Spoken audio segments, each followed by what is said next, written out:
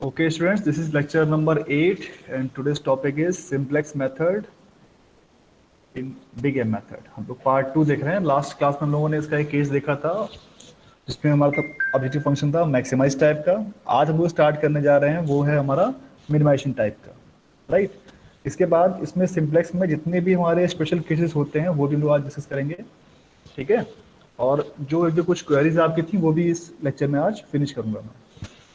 Start करता हूँ पहले क्वेश्चन से। ये क्वेश्चन दिया हुआ है आपको। क्वेश्चन में कह रहा है कि minimize z is equal to 3x1 plus 4x2। ये फंक्शन हमें दिया हुआ है और दो कंस्टेंट दिए हुए हैं हमें 2x1 plus 3x2 greater than equal to 8 and 5x1 plus 2x2 greater than equal to 12। तो देखा आपने, जैसे ही आपको दिखा कि यहाँ पे जो हमारे कंस्टेंट का साइन है वो ग्रेटर देन का है, इसका मतलब ये है कि आपको यहाँ पर जो है बिगर मेथड अप्लाई करना है, ठीक है। ये सिंबल देख के आपको तुरंत समझ आ जाना चाहिए कि ये सिंपल सॉल्व नहीं होगा, ये हमारा जो क्वेश्चन है बिग एन तो सॉल्व होने वाला है। बट कई बार जैसे क्या होता है, यहाँ पे साइन माइनस का दिया हुआ है, दोनों जगह माइनस का है, ठीक है। तो मैं आपको बता रखा है कभी भी आरएचएस वाला पार्ट जो होता है कभी भी निगेटिव नहीं होता है। तो अगर कभी ग्रेटर देन का साइन है और यहाँ पे माइनस लिखा हुआ है तो सबसे पहला काम क्या करोगे आप, इस पूरे को -1 से मल्टीप्लाई करोगे तो उससे क्या हो जाएगा कि जो हमारा आरएचएस वाला पार्ट है वो हो जाएगा पॉजिटिव और जो कंस्टेंट हमारा ग्रेटर देन का है वो हो जाएगा हमारा कंस्टेंट लेस देन का। तो उसको फिर हम लोग सिंपली सिंप्लेक्स मेथड से सॉल्व करेंगे, ठीक है। अब लास्ट क्लास में मैंने आपको बताया था कि इसमें हम लोगों को एक और वेरिएबल ऐड करना होता है जिसका हम लोग बोलते हैं आर्टिफिशियल वेरिएबल। इसको हम लोग करते हैं रिप्रेजेंट्स कैपिटल ए से, ठीक है। जहां भी आपको सिंबल दिखाई पड़े ग्रेटर देन का या फिर इक्वल टू का किसी भी कंस्ट्रेंट में, तब हम लोग इस आर्टिफिशियल वेरिएबल को अपनी तरफ से कंस्ट्रेंट में ऐड करते हैं as well as we add is this artificial variable into the objective function, ठीक। बट जब हमारे पास क्वेश्चन दिया हुआ है हम लोग उस क्वेश्चन के हिसाब से एक्शन लेंगे। अगर ये नहीं दिया हुआ है तो हम लोग सिंपली जैसे हम लोग पहले क्वेश्चन किए हैं उस हिसाब से क्वेश्चन को ट्राई करेंगे।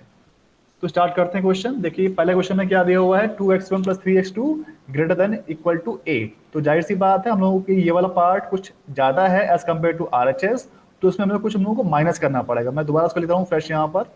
ये हो जाएगा 2x1 plus 3x2 minus S1, ठीक है। अब जैसे मैंने यहाँ पे -S1 किया है तो आपको मैंने लास्ट क्वेश्चन में दिखाया था कि अगर मैं कोई आर्टिफिशियल वेरिएबल ऐड ना करूं तो मेरी जो S1 की वैल्यू आ जाएगी वो आ जाएगी S1 इज इक्वल टू -8। तो -8 आने से क्या होगा कि जो मेरा सोल्यूशन आएगा वो फीजिबल नहीं हो जाएगा। अब चूंकि मुझे सोल्यूशन चाहिए फीजिबल जो कि मेरी कंस्ट्रेंट को भी फॉलो करे एज वेल एज जो मेरी नॉन नेगेटिविटी कंडीशन है उसको भी फॉलो करे, इसीलिए मुझे एक और वेरिएबल ऐड करना पड़ेगा जिसको मैं बोल रहा हूँ यहाँ पर A1। ये मेरा एक आर्टिफिशियल वेरिएबल हो गया A1, इसको मैंने ऐड किया तो मेरा जो कंस्टेंट है वो ये बन के आता है पहला 2x1 plus 3x2 minus S1 plus A1 is equal to 8। ये बन गया मेरा पहला कंस्टेंट। सिमिलरली जो मेरा दूसरा कंस्टेंट है मैं उसको वैसे लिखूंगा 5x1 प्लस 2x2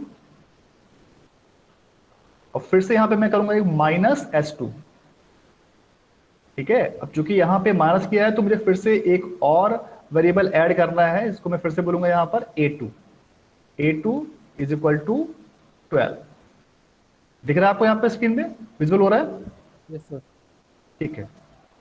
तो ये मेरे जो कंस्ट्रेंट थे वो अब मॉडिफाई होके बन चुके हैं इस तरह से इनटू द इक्वेशन। अब जो भी मैंने वेरिएबल्स को ऐड किया है अपनी तरफ से उनको मुझे ऑब्जेक्टिव फंक्शन में भी शो करना होता है। तो मैं इनको यहाँ पे लिखूंगा इस तरह से 0s1 प्लस 0s2, ठीक है। अब मुझे ये बताओ रिकॉल करके कि जो मिनिमाइजेशन फंक्शन है हमारा उसमें जो आर्टिफिशियल वेरिएबल है उसके साथ मैं प्लस m करूं या माइनस m करूं, क्या आएगा बताओ भाई।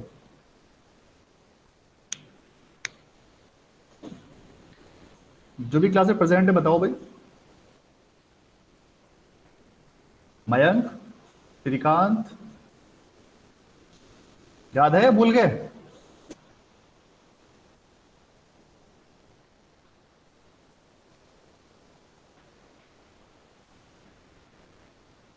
बेटा आवाज आ रही है मेरी?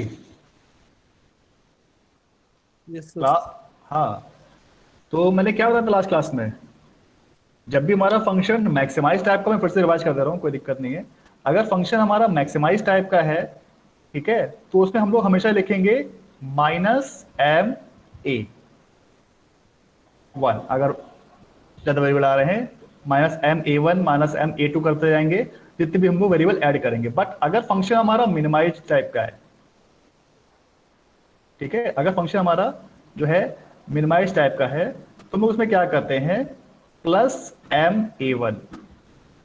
यानी कि आपको ये ध्यान ये देना है कि फंक्शन अगर हमारा मैक्सिमाइज टाइप का है तो लिखेंगे हम लोग -m, अगर मिनिमाइज टाइप का है तो लिखेंगे हम लोग +m।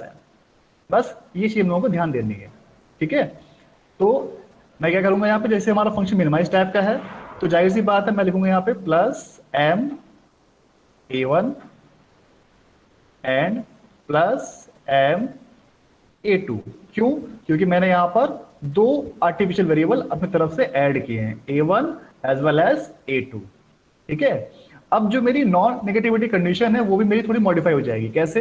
क्योंकि जो मैंने वेरिएबल्स अपनी तरफ से ऐड किए हैं ये वेरिएबल्स भी हमारे होने चाहिए नॉन नेगेटिव, यानी कि पॉजिटिव, या तो 0 हो या फिर पॉजिटिव हो। यानी कि s1, s2, a1, a2, these all variables are also non negative, यानी ये सारे होने चाहिए हमारे पॉजिटिव, ठीक है भाई।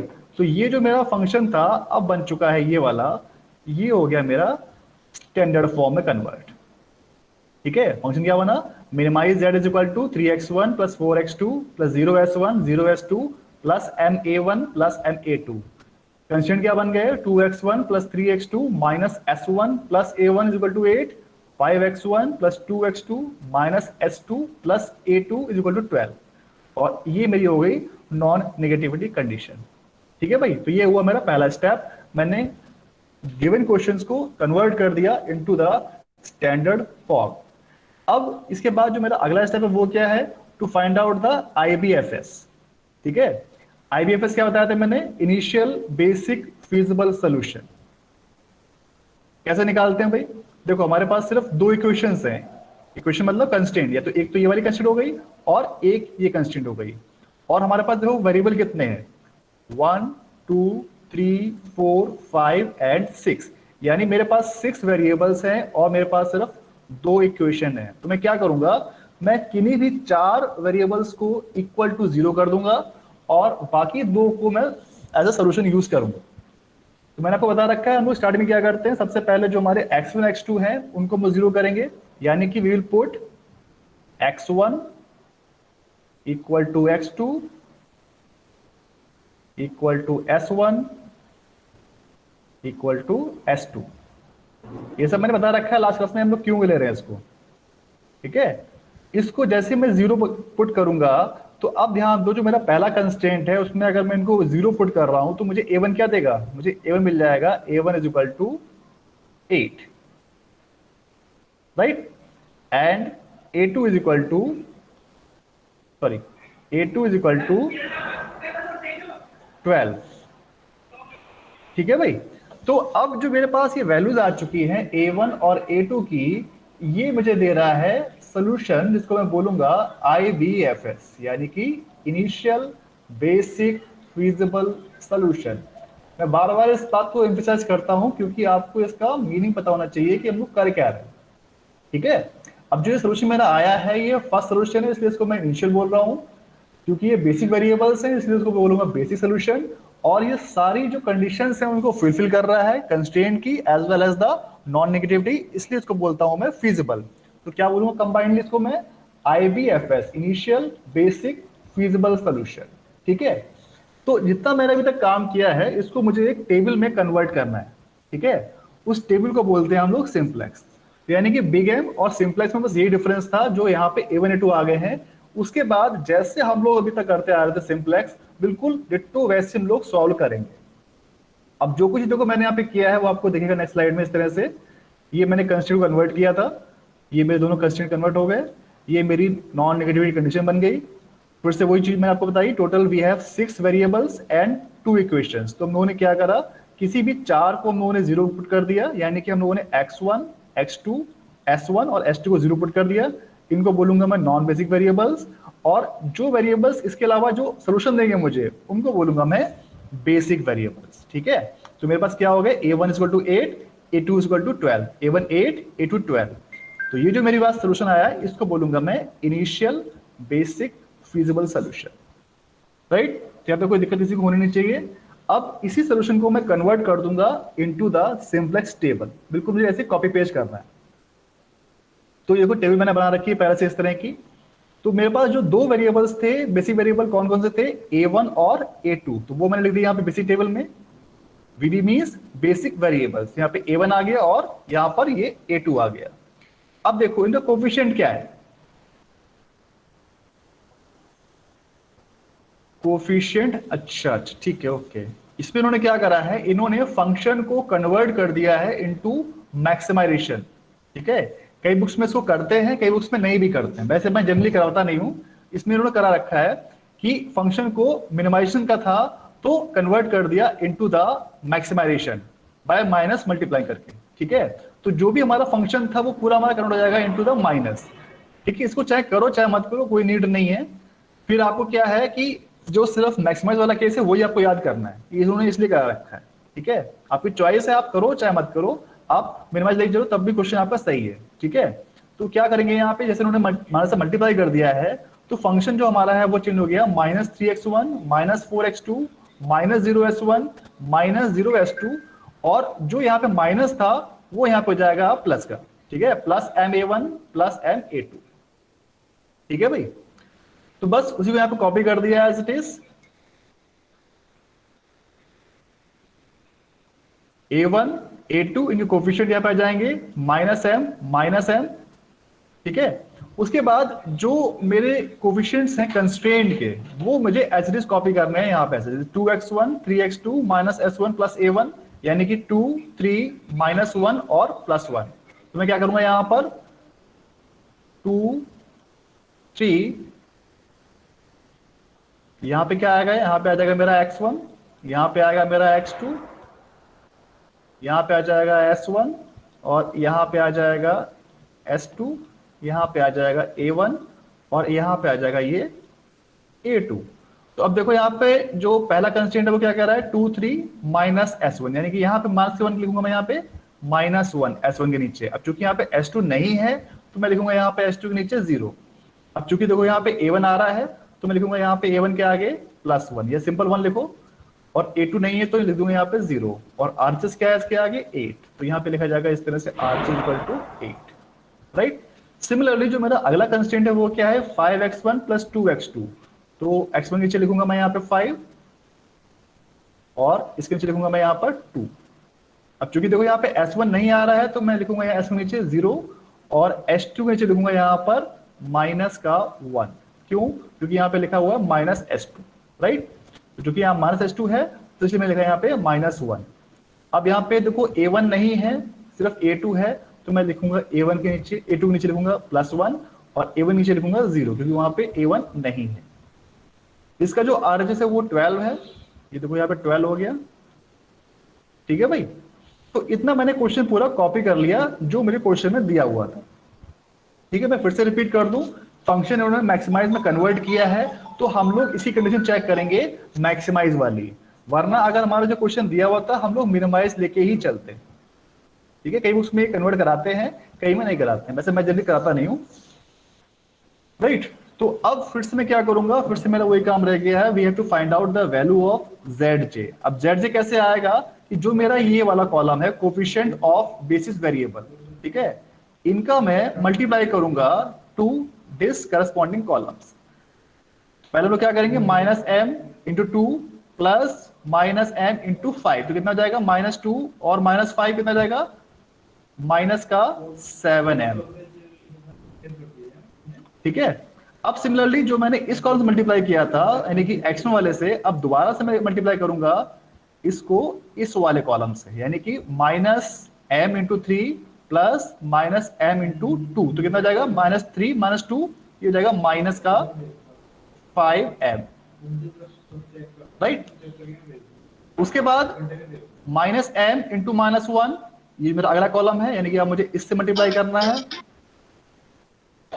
Minus M into minus one plus minus M into zero, तो कितना हो जाएगा ये माइनस का एम, क्योंकि जीरो से मल्टीप्लाई करेंगे तो जीरो हो जाएगा।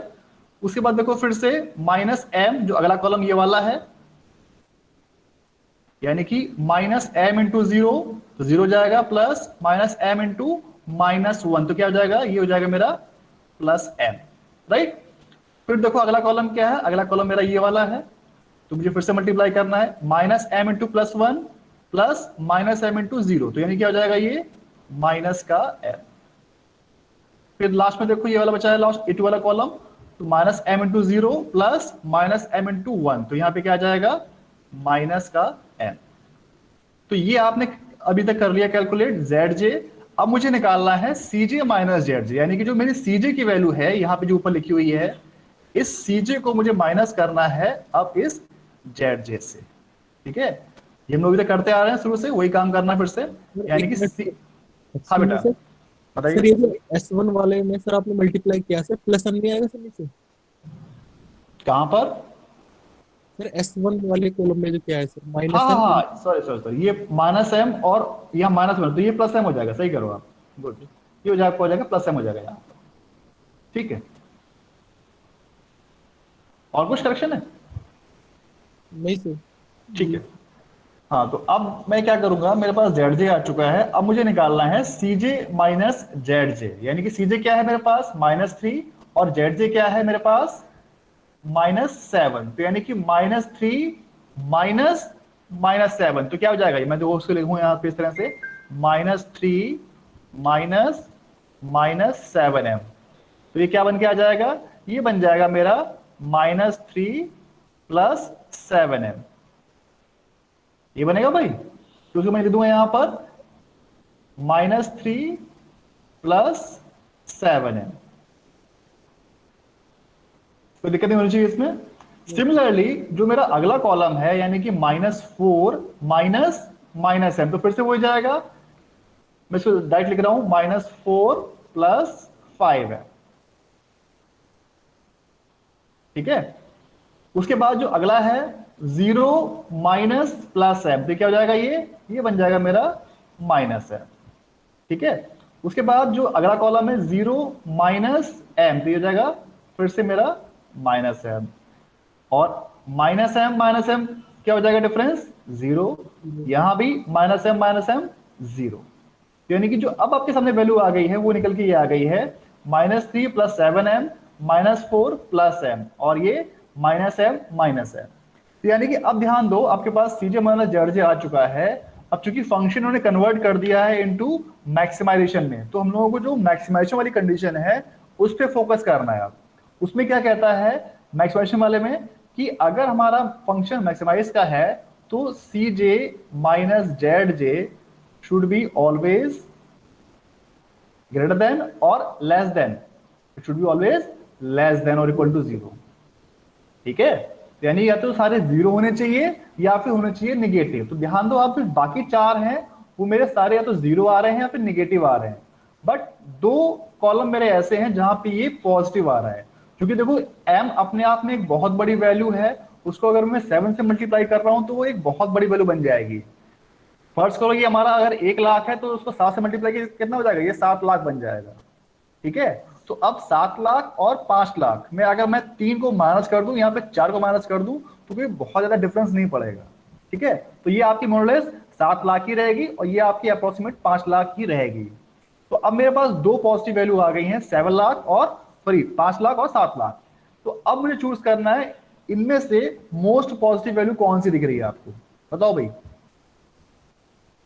सर पहले वाली जो माइनस थ्री पहले प्लस वाली ऑब्वियस सी बात है, 7m बड़ा है तो ये मोस्ट पॉजिटिव वैल्यू हमारी यही हो जाएगी। जैसे मेरे पास ये मोस्ट पॉजिटिव वैल्यू मुझे मिल जाएगी, इसका मतलब क्या हुआ कि जो मेरा फर्स्ट वाला है ये बन जाएगा मेरा फर्स्ट की कॉलम। अब थोड़ा आगे बढ़ते हैं, बहुत ज्यादा मैंने कैलकुलेशन कर दी है, आगे बढ़ते हैं, देखो इस तरह से, ठीक है। तो ये जो है देखो मेरे पास minus three plus seven M आ चुका था, यानी कि ये मेरा बन गया है अब की कॉलम। ये एग्जैक्टली वही टेबल है जो मैंने ऊपर काम किया है, ठीक है। देखो बिल्कुल सेम वही टेबल है, बस यहाँ टाइप कर रखा है तो आपको साफ समझ में आ रहा है। तो देखो अब ये जो मेरा की कॉलम बन चुका है, यानी कि अब मुझे समझ में आ गया है कि x1 वेरिएबल जो है वो मेरा बेसिस में एंटर होने वाला है, यानी ये वेरिएबल अब बेसिस में जाएगा और इनमें से कोई एक वेरिएबल छोड़ के बाहर जाएगा। तो इन दो में से कौन सा जाएगा, उसके लिए हम लोग चूज करते हैं मिनिमम रेशियो, जो बोलते हैं हमें थीटा को। ठीक है, इस थीटा क्या बोलते हैं, हमें मिनिमम रेशियो भी बोला जाता है, एक ही बात है,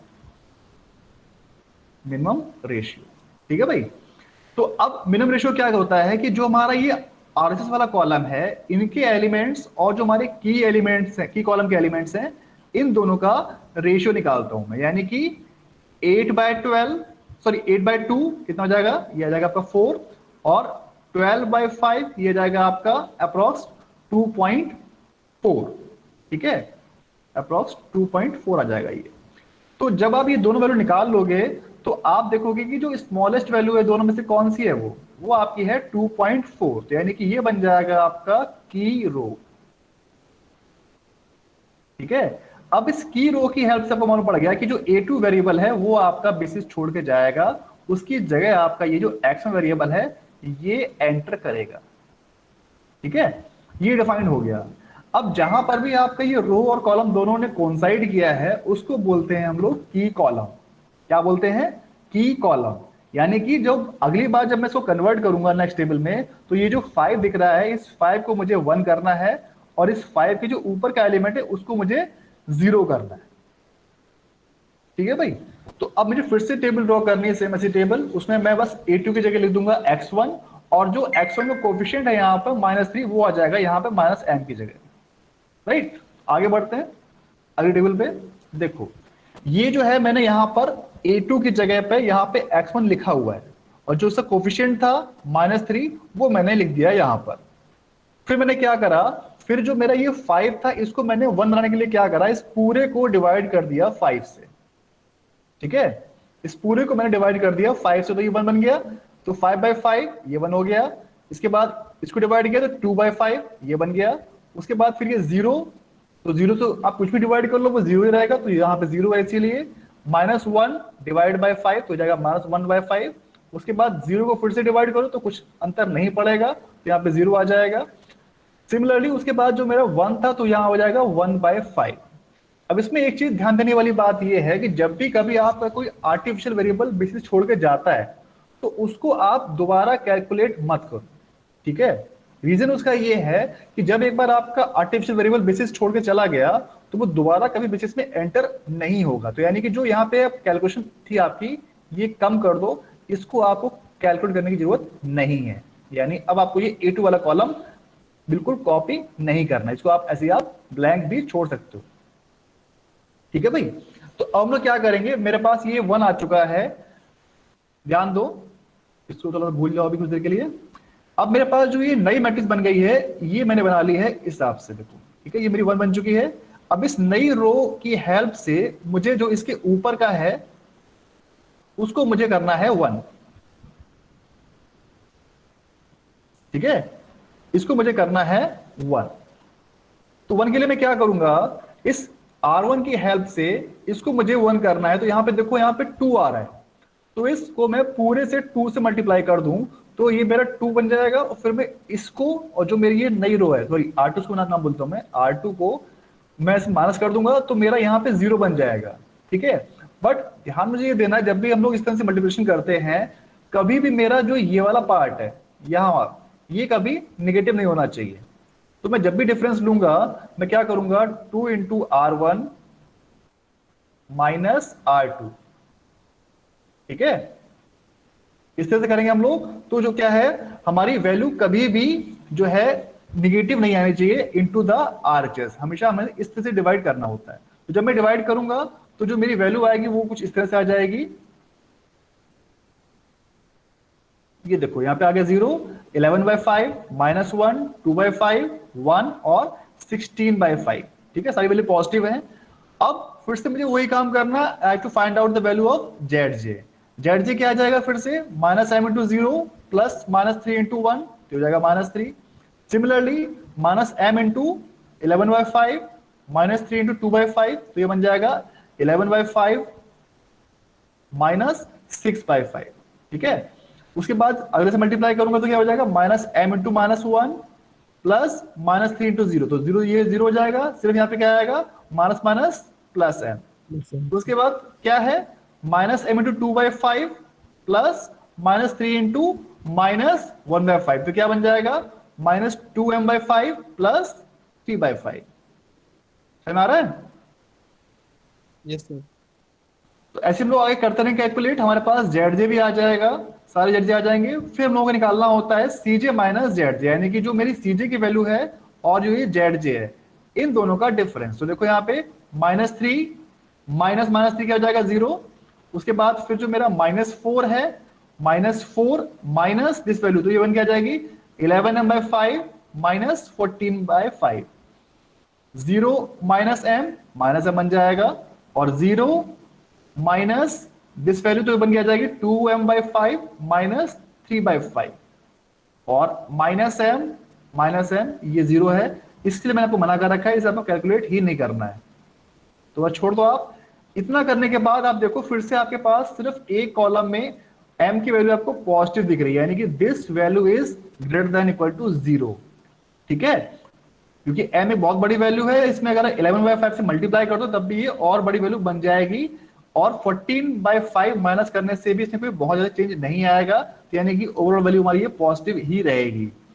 किसी के दिमाग में डाउट लगता है कि सर माइनस 40/5 माइनस कर रहे हैं तो शायद ये माइनस हो जाए, तो ऐसा कुछ भी नहीं है। 11m/5 एक बहुत बड़ी संख्या है, इसमें से अगर इसको मैं माइनस कर रहा हूं तब भी ये पॉजिटिव ही रहेगी।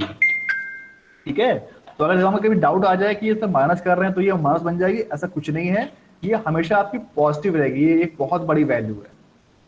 ठीक है, अब चूंकि हमारी ये सिंगल पॉजिटिव वैल्यू है तो जाहिर सी बात है यही मेरा बन जाएगा की कॉलम बन जाएगा। अब मुझे चूज करना है कि मेरे पास x2 वेरिएबल तो एंटर हो रहा है, बट a1 और x1 इनमें से कौन सा वेरिएबल बाहर जाएगा, तो उसके लिए मुझे निकालना पड़ेगा मिनिमम रेशियो, जो कि मेरा यहाँ पे लिखा हुआ है थीटा ये। ठीक है, अब मैं निकालूंगा मिनिमम रेशियो, वो क्या हो जाएगा, 16m/5 डिवाइड बाय 11/5, तो क्या बन जाएगा, 5 से 5 कट जाएगा, ये बन जाएगा मेरे पास 16/11। फिर क्या है, 12/5 डिवाइड बाय 2/5, तो क्या बन जाएगा, ये 5 से 5 कट जाएगा, 12/2 यानी कि 6। ठीक है, तो जाहिर सी बात है आपके पास दो वैल्यू आ गई है, 11/6 और 6। इसमें जो छोटी वैल्यू है वो है आपकी 11/6, यानी कि ये बन गया आपका अब की रो। ठीक है, यानी ये की रो बना है, तो इससे आपको समझ में आ गया कि जो हमारा a1 वेरिएबल है वो अब बेसिस को छोड़ के जाने वाला है, और उसकी जगह जो एंटर होगा वो होगा हमारा x2 वेरिएबल।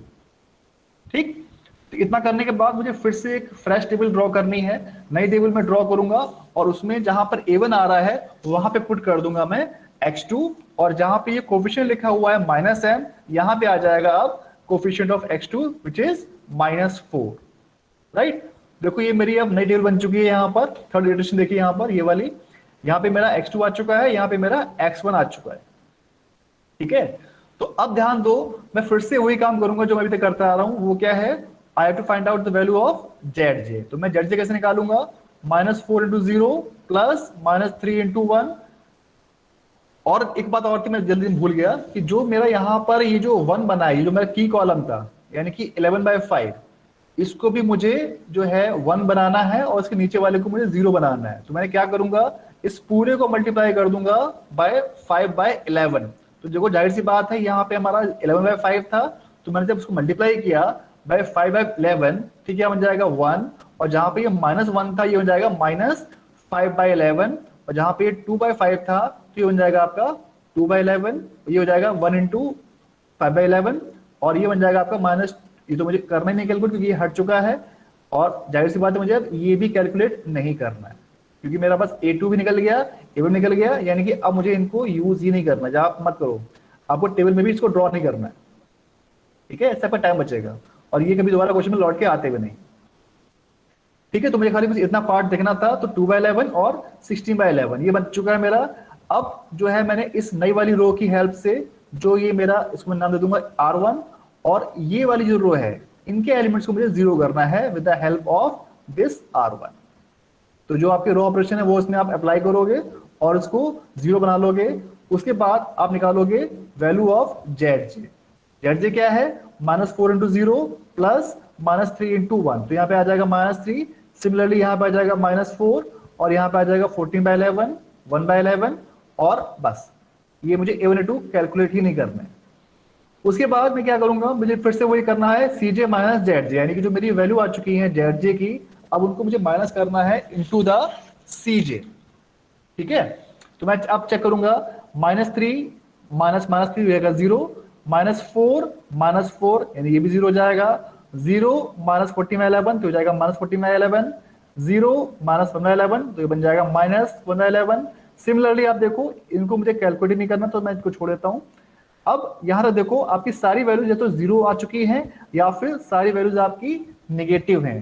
दैट मीन्स जो कंडीशन थी आपकी Cj माइनस Zj की, वो मिल चुकी है, यानी इस लेवल पे जो भी सोल्यूशन आपका आ रहा है, that solution is optimal.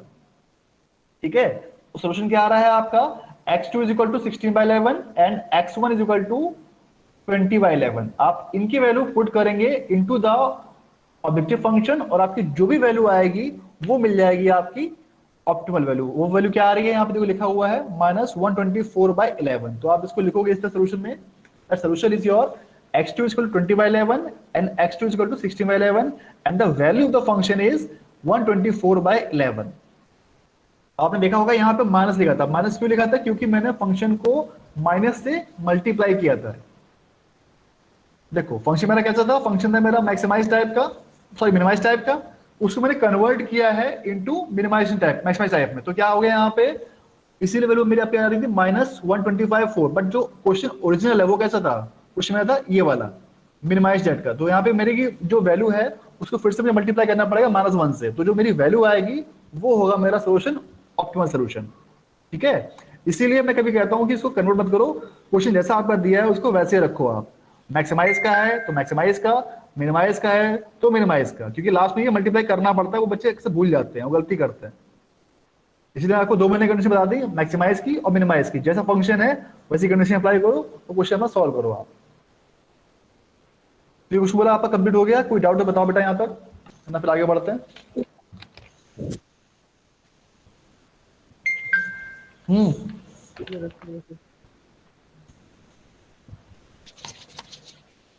Clear है? ठीक है, तो ये मतलब क्वेश्चन आपको अप्रोक्सीमेट वैसे था जैसे हमने लास्ट क्वेश्चन कराया था। अब जो इससे कुछ स्पेशल केसेस हैं सिंप्लेक्स के, वो देखते हैं स्टेप बाय स्टेप।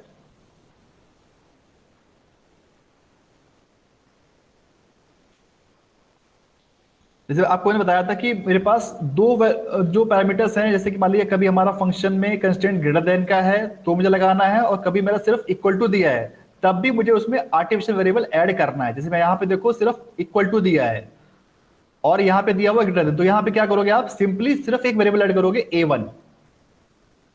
ठीक है, और यहाँ पे क्या करोगे आप, मैं इसको लिख के दिखा रहा हूँ, फंक्शन कैसा भी उससे कोई मतलब नहीं मुझे, मैं सिर्फ देख रहा हूँ कंस्टेंट को देख रहा हूँ। कंस्टेंट में देखो यहाँ पे क्या लिखा हुआ है, 2x1 + 3x2 = 7, यानी ना लेस देन है ना ही ये ग्रेटर देन है। तो मैं क्या करूंगा, सिंपली इसमें एक आर्टिफिशियल वेरिएबल को ऐड कर दूंगा इस तरह से, 2x1 + 3x2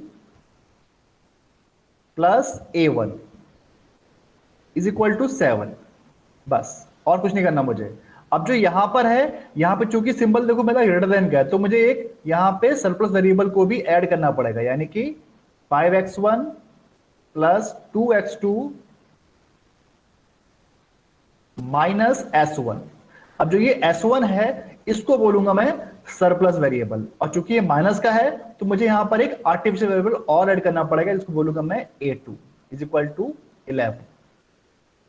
ठीक है, तो ये भी आपको ध्यान रखना है कि कई बार आपको सिर्फ इक्वल टू मिलेगा तो वहां पर भी आपको एक आर्टिफिशियल वेरिएबल ऐड करना है। तो जो सोल्यूशन आपका निकल के आएगा वो क्या निकल के आएगा कि A1 = 7 एंड A2 = 11। कैसे आएगा, आप x1, x2 और s1 को पुट कर देंगे इक्वल टू 0। अभी से भूल जाओ, नीचे प्रिंटिंग मिस्टेक है। ठीक है, तो आपका जो सोल्यूशन निकल के आएगा वो आपका आ जाएगा A1 = 7 और A2 = 11। ठीक है, तो ये बन जाएगा आपका IVFS, और इसी को आप कन्वर्ट करेंगे into the next simplex table, और उसके बाद जो हमारा प्रोसीजर है बिल्कुल वैसे हम डिट्टो उसको कॉपी कर लेंगे, कोई इसमें चेंज नहीं है। राइट। तो अब बढ़ते हैं आगे। हाँ बेटा सर एक क्वेश्चन था बोलो। सर। सर पूछो पूछो। मैक्सिमाइज और मिनिमाइज वाला जो आपने बताया था कि मैक्सिमाइज में सर माइनस लेंगे, मिनिमाइज में प्लस लेंगे। हाँ जैसे साइन का जो आपने साइन का बताया था, साइन है, तो सर एक बार बता दीजिए सर साइन कैसे लेते हैं। चलो मैं बता रहा हूँ, एक मिनट मैं आपको नोट्स दिखा दे रहा हूँ अपने खुल के।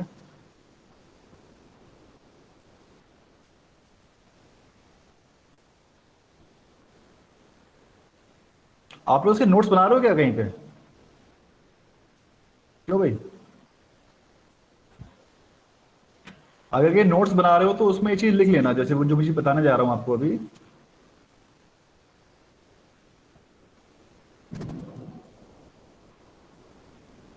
ये सारे नोट्स मैंने अप्लाई कर आपके अपलोड कर रखे हैं जो क्लासरूम है।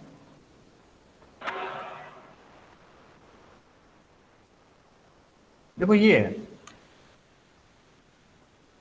बिग एम में जब हमारा फंक्शन होगा मैक्सिमाइज टाइप का तो हम लोग हमेशा ऐड करेंगे माइनस एम को। ठीक, मैं अभी दोनों चीज बताऊंगा। पहले देख लो कि अगर फंक्शन हमारा मैक्सिमाइज टाइप का है तो मुझे ऐड करना है फंक्शन में माइनस एम, और जब मेरा फंक्शन मिनिमाइज टाइप का है तो मुझे ऐड करना है प्लस एम। पहली बात, ठीक है। फिर मैं क्या करता हूं, चेक करता हूं बिग एम में मेरे पास तीन केस बनते हैं। पहला केस क्या बनता है कि जब मेरी जो कंडीशन है सीजे माइनस जेड जे वो मेरी फुलफिल हो रही है एक्स पर फंक्शन। अगर फंक्शन मेरा मैक्सिमाइज का है तो सारे होना चाहिए less than equal to zero. अगर फंक्शन मेरा मिनिमाइज टाइप का है तो सारे होना चाहिए पॉजिटिव। अगर मुझे ये कंडीशन मिल रही है तब मैं चेक करूंगा कि जो मेरा बेसिस है या मेरे जो सोल्यूशन है उसमें कहीं कोई आर्टिफिशियल वेरिएबल तो नहीं आ रहा है। अगर कोई आर्टिफिशियल वेरिएबल नहीं आ रहा है तब मैं बोलूंगा that solution is optimal. Second case क्या बोलता है, ये सेकंड केस, कि अगर मेरे केस टू में, ये रहा मेरा केस टू, कि अगर एटलीस्ट एक आर्टिफिशियल वेरिएबल आ रहा है और उसकी जो वैल्यू है वो भी पॉजिटिव है। देखो यहां ध्यान से, यानी क्या कह रहा है कि एक आर्टिफिशियल वेरिएबल आ रहा है बट जो उसकी वैल्यू है वो जीरो है, यानी कि आ रहा है लेकिन सोल्यूशन का कोई भी रोल नहीं है, यानी कि इसकी वैल्यू जीरो है। तब भी मैं क्या बोलूंगा, सोल्यूशन इज ऑप्टिमल, और जो हमारी कंडीशन है वो फुलफिल हो रही है तो मैं इसको सोल्यूशन मान लूंगा। बट जो मेरा थर्ड केस है, यानी कि if at least one artificial variable appears in the basis at non zero value, यानी कि बेसिस में आ भी रहा है और उसकी वैल्यू जीरो नहीं है, तब मैं क्या बोलूंगा, तब मैं बोलूंगा दैट दिस सोल्यूशन इज इनफीजिबल, यानी वो सोल्यूशन जो है हमारा वो इनफीजिबल है। ये बात होगी बिग एम की। अब उसके बाद जो आपने बात करी कि वो जो कंडीशन है वो क्या है, वो देखते हैं कंडीशन। अब कंडीशन ये है भाई,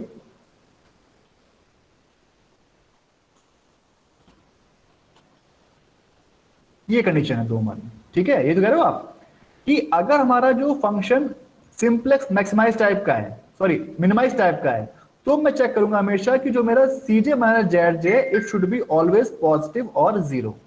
आपको बस ये ध्यान रखना है, अगर फंक्शन मेरा मिनिमाइज टाइप का है तो CJ minus Z J should be always positive और जीरो। अगर मेरा जो ऑब्जेक्टिव फंक्शन है वो मेरा मैक्सिमाइज टाइप का है तो मैं चेक करूंगा कि CJ minus Z J should be, जितनी वैल्यू आ रही है सारी या तो जीरो हो जाए या फिर निगेटिव हो जाए। ठीक है। अब बताओ गोपाल क्या पूछ रहे थे आप इसके अलावा? गोपाल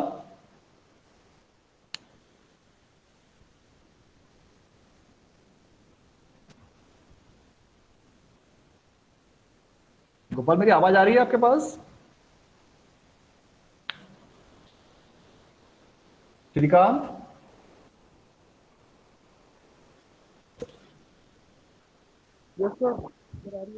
आ रही है आवाज? हाँ, तो पॉइंट्स सारे क्लियर हैं या कुछ आगे बढ़ो फिर मैं या दोबारा बताऊं इनको? ये बस दो ही पॉइंट्स हैं। पहला तो ये आपको चेक करना है कि सीजे माइनस जेड जे क्या है सिंपलेस्ट केस में, ठीक है ना। जब भी आपको कंडीशन मिल जाएगी तो बिगम वाले केस में आपको जो मैंने तीन कंडीशन बताई वो आपको और चेक करनी है कि आर्टिफिशियल वेरिएबल आ रहा है कि नहीं आ रहा है। आ रहा है तो आना चाहिए जीरो लेवल पे, यानी इसकी कोई वैल्यू पॉजिटिव नहीं होनी चाहिए। अगर आ रहा है जीरो पर है कोई दिक्कत नहीं, सोल्यूशन है। पहले चीज तो आने नहीं चाहिए, केस वन। अगर नहीं आ रहा है तो केस वन है। केस टू अगर आ रहा है जीरो वैल्यू आ रही है तब भी सोल्यूशन पॉजिटिव मानूंगा मैं। बट थर्ड केस में क्या है कि आ भी रहा है और कुछ पॉजिटिव वैल्यू लेके आ रहा है बेसिस में, आर्टिफिशियल वेरिएबल, तो मैं कहूंगा दैट सॉल्यूशन इज इनफीजिबल। ठीक है भाई, Yes. चलिए तो अब जो मेरे लास्ट जो कुछ केस बचे हुए वो मैं आपको बता दूं फटाफट।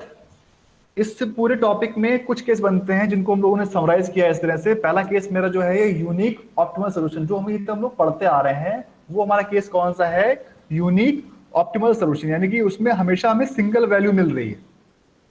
ठीक है, उसको जो भी हम लोग सॉल्व कर रहे हैं उसको बोलते हैं यूनिक ऑप्टिमल सोल्यूशन। अगला केस क्या है, ऑल्टरनेट ऑप्टिमल। थर्ड है हमारा अनबाउंडेड, तीसरा है इनफिजिबिलिटी, और चौथा है हमारा है डिजेनरेसी। अब इनको फटाफट देख लेते हैं कि क्वेश्चन के साथ। मैं इनको सॉल्व नहीं कराऊंगा, बस आपको दिखा दूंगा क्वेश्चन में सोल्यूशन कैसे आता है। जैसे कि हमारा जो फर्स्ट है, ये देखिए, यूनिट तुम लोग भी करते आ ही रहे हैं। ऑल्टरनेट में क्या होता है कि all non basic variable CJ minus Z J less than और equal to 0 but at least one non basic variables as CJ minus Z J. अगर हमारा कोई एक नॉन बेसिक वेरिएबल्स के नीचे सीजे माइनस जेड जे 0 आ रहा है, दैट मीन्स सोल्यूशन जो है हमारा आया है वो सोल्यूशन तो वही रहेगा, बट उसका एक ऑल्टरनेटिव सोल्यूशन भी हमें मिल सकता है। ठीक है, जैसे मान लो आपकी वैल्यू मैक्सिमम 11 आ रही है, वो तो 11 ही रहेगी, बट जो आपकी वैल्यूज आ रही है x1 x2 की, वो चेंज हो जाएंगी। जैसे कि मान लीजिए अगर x1 6 है, x2 5 है, तो वो क्या हो जाएगा, अब आपका x1 8 हो जाएगा और x2 हो जाएगा 3। बात समझ में क्या कहना चाह रहा हूं मैं, सोल्यूशन बदल जाएगा बट जो सोल्यूशन की वैल्यू है वो आपकी सेम रहेगी। इसको बोलते हैं हम लोग ऑल्टरनेट ऑप्टिमल सोल्यूशन। ठीक है भाई, अभी मैं आपको क्वेश्चन दिखाऊंगा कैसे सोल्यूशन उसमें आता है, खाली मैं समझा रहा हूं क्या है इसका मतलब। सेकंड केस मेरा क्या है, थर्ड केस क्या है, अनबाउंडनेस, यानी कि algorithm identifies an entering variable but it is unable to identify the leaving variable because all values in the entering columns are less than और इक्वल टू 0।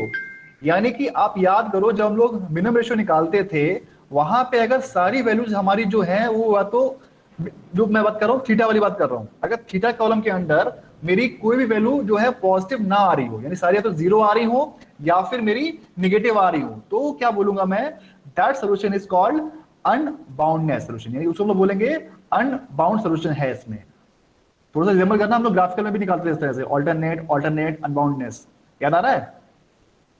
उसके बाद जो थर्ड हमारा है, सॉरी चौथा केस है, वो है हमारा इनफीजिबल सोल्यूशन। ठीक है, इसमें क्या है देखो भाई, when all the non basic variables have cj minus zj less than or equal to 0 and an artificial variable is still existing in the basis indicates infeasibility। ये मेरा वही केस थर्ड है जो मैंने अभी आपको डिस्कस किया है, बिग एम का ये केस थर्ड है, यानी कि आपको ऑप्टिमलिटी कंडीशन मिल चुकी है बट आपके बेसिस में एक आर्टिफिशियल वेरिएबल एंटर प्रेजेंस है विद सम पॉजिटिव वैल्यू, तब उसको बोलते हैं दैट सोल्यूशन इज इनफीजिबल। उसके बाद एक चौथा केस, सॉरी पांचवा केस भी था, वो था आपका इनफिजिबिलिटी का, सॉरी इनफिजिबिलिटी का, डिजेनरेसी का बोलते हैं उसको, डिजेनरेसी बोलते हैं बेसिकली। डिजेनरेसी क्या होती है कि जब आप थीटा जो रेशियो आपको निकालते हो फॉर एंटरिंग वेरिएबल, उसमें कई बार क्या होता है आपको टाइम मिल जाता है, यानी कि आपके सामने जैसे मान लो क्वेश्चन दिखता है मैं यहाँ पे, ये था कि आपके जो यहाँ पे जो थीटा निकाल रहे हो ये 16/11 और ये 6, अगर दोनों ये सेम हो जाए, यानी यहाँ भी 6 और यहाँ भी 6, किसी बच्चे मुझसे पूछा था क्लास में कि अगर ये दोनों सेम होंगे तो क्या होगा, उस केस को हम लोग बोलते हैं this is the degeneracy in simplex. ठीक है, इसका कुछ भी रोल नहीं है, इसका बस रोल ये है कि अगर आपने गलत वाले को मतलब वेरिएबल को आपने एंटर करा दिया तो आपका एक स्टेप बढ़ जाएगा, उसके अलावा उससे कोई भी रूल नहीं है। आप दोनों 6 में से किसी भी एक 6 को ले सकते हो आराम से, यानी चाहे आपके पास 6 ये वाला है, चाहे ये लो चाहे ये लो।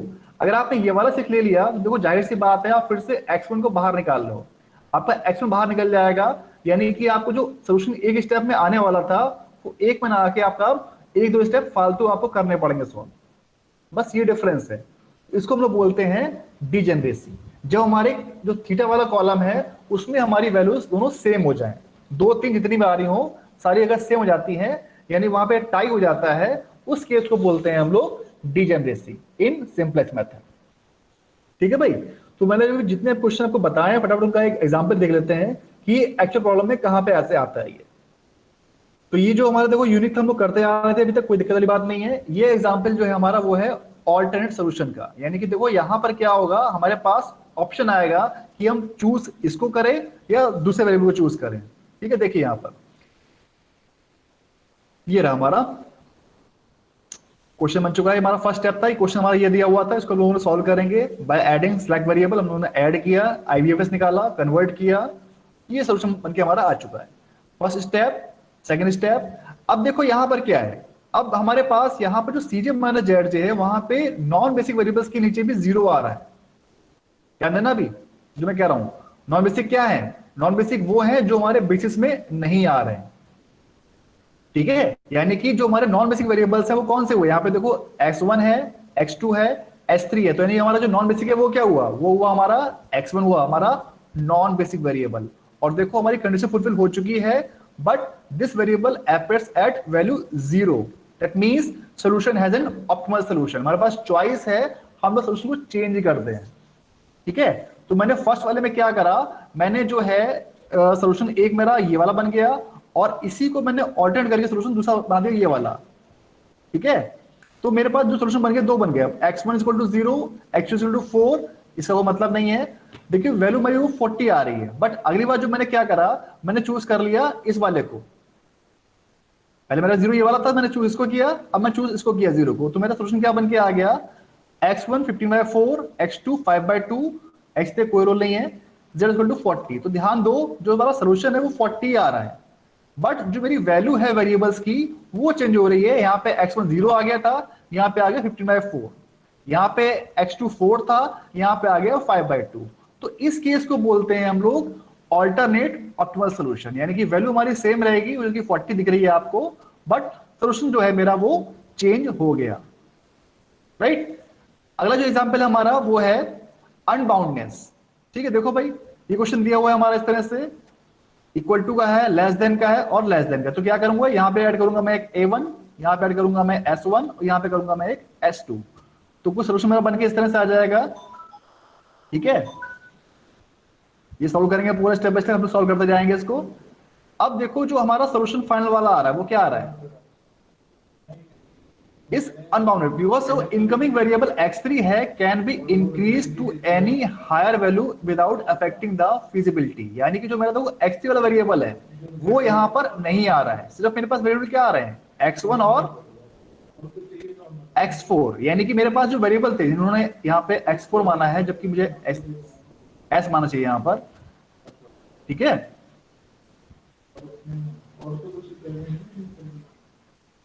राइट, थोड़ा अलग नोटेशन दे रखे हैं यहाँ पर, सो इससे कभी हो रहा है। बट ध्यान दो, आपको जो कंडीशन भाई क्या है बोलती है अनबाउंडेड की, वो ये बोलती है कि जहां पर हमारे जो एंट्रिंग वेरिएबल वाला कॉलम है वहां पे सारे या तो हमारे 0 हो या फिर लेस देन 0 हो, तब हम लोग बोलते हैं दिस सॉल्यूशन इज अनबाउंडेड। तो देखो यहाँ पे भाई क्या है हमारा, क्या है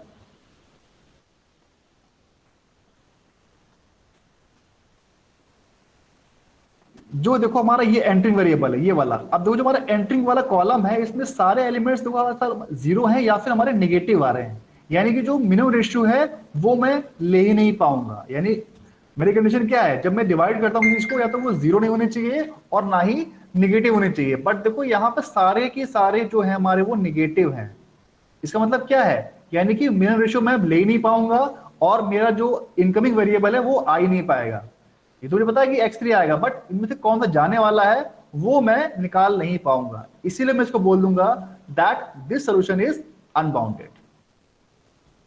ठीक है, तो ये हो गया मेरा केस अनबाउंडेड का। अब जो अगला केस है वो है मेरा इनफिजिबिलिटी का। इनफिजिबिलिटी क्या है मैंने आपको बताया, अभी बता चुका हूं। क्वेश्चन देखते सीधा, क्वेश्चन दिया हुआ हमारा इस टाइप से, इसको मैं सॉल्व करूंगा। सॉल्व करने के बाद कुछ मेरी कंडीशन बनेगी इस तरह से। देखिए अब जो मेरे क्या बोला है इसमें कि when all the non basic variables have cj minus zj less than और इक्वल टू 0, यानी कि मेरे जो एक कंडीशंस है वो फुलफिल हो रही है, बट सोल्यूशन में एक आर्टिफिशियल वेरिएबल है वो एक पॉजिटिव वैल्यू पे आ रहा है, जो कि मेरा केस थर्ड था जो मैंने आपको बताया था अभी। यानी कि सोल्यूशन मेरी कंडीशन फुलफिल हो चुकी है, ये मेरी cj minus zj condition fulfil हो रही है, बट यहां पर एक आर्टिफिशियल वेरिएबल जो कि a1 है पॉजिटिव वैल्यू पे आ रहा है।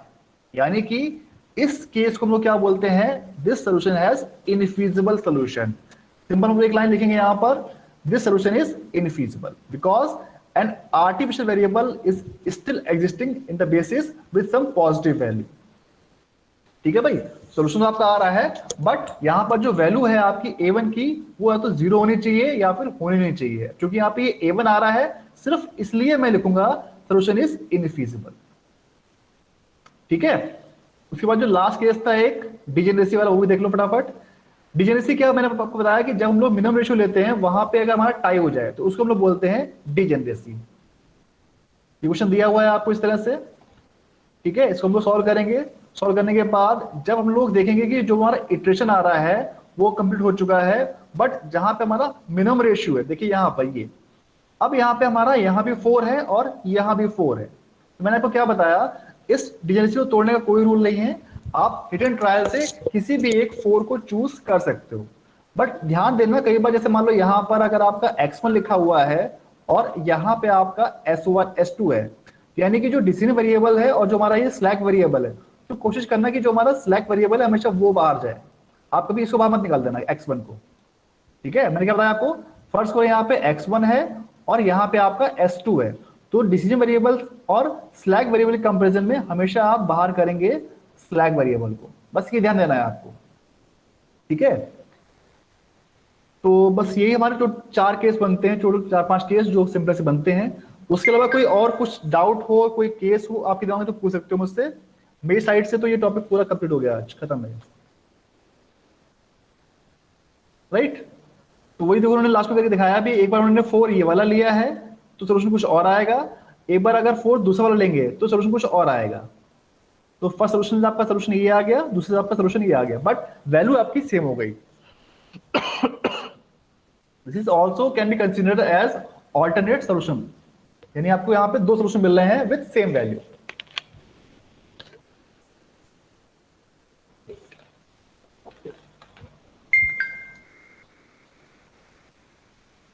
हाँ जी,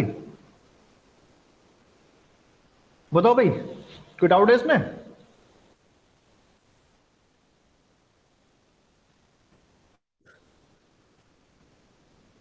सर हाँ ये वाली बोलो। पीपीटी, सर पीपीटी है सर ये वाली क्लासरूम पे? नहीं, अभी मैं अपलोड कर ही नहीं, शायद मैं देख लेता हूँ, मतलब अभी मैं ये अपलोड कर दूंगा। यूनिट 5 है, कर रखी है, अपलोड कर रखी है, कर रखी है। ठीक है, मैं दोबारा से कर दूंगा अपलोड। यहाँ तक कंप्लीट है नहीं, सर? लास्ट के नहीं होंगे उसमें, मैं अभी दोबारा से जो लास्ट के टॉपिक जो आज पढ़ा है मैंने, सिंपलेक्स बिग है, वो इसमें नहीं होगा, वो मैं कर दूंगा अभी अपलोड क्लास के बाद। Okay sir. वो भी है, उसके बाद वो नोट्स भी डाल रखे हैं मैंने सारे, ये नोट्स पढ़े हुए हैं जो मैंने भी आपको दिखा रहा था, वही सारे नोट्स यहाँ पे, ये रहे नोट्स पूरे कंप्लीट पढ़े हुए हैं, आप देख सकते हो। राइट, उसके अलावा जो बुक्स हैं वो पढ़ी हुई हैं, बुक्स में देखो आप 2 बुक्स पढ़ी हुई हैं, इससे पढ़ सकते हो। और लास्ट में जो हमारा वीडियो, वो तो मैं डाल ही रहा हूँ, क्लास छूट जाती है, वो अपना वीडियो की 2 लिंक यहाँ पर डाल रखी मैंने। लास्ट 2 लेक्चर्स की जो छूट रहे हैं बस, बाकी उसके सारे यहाँ पे अपलोड कर रखे हैं, 6 लेक्चर में पूरे, लास्ट और ये आज वाला, ये दोनों मैं कर दूंगा आज अपलोड। ठीक है भाई, तो आई थिंक अभी इसमें कोई डाउट नहीं, तो मैं क्लास को फिनिश करता हूँ यहीं पे, और अगली क्लास में वो स्टार्ट करेंगे जो कि हमारी है ट्रांसपोर्टेशन यूनिट। ठीक है, मतलब इसी यूनिट का अगला टॉपिक है ट्रांसपोर्टेशन, वो स्टार्ट करेंगे हम लोग अगली क्लास में। ठीक है बेटा, तो क्लास फिर मैं वर्क कहीं खत्म कर रहा हूँ। Thank you.